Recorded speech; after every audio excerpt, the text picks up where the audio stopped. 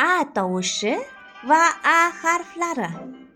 Harflar mamlakatiga sayohatimiz davom etadi.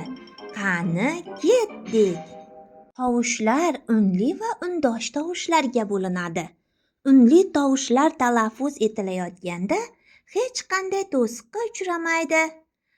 A unli tovush. Og'zingizni katta ochib, erkin talaffuz qiling.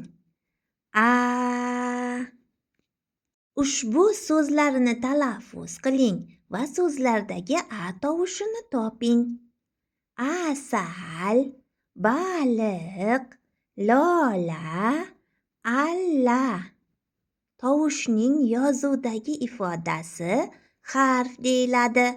Mana bu bosh A va kichik a harflari.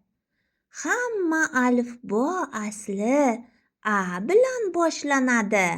Akmal, Aziza, Ali men bilan boshlanadi.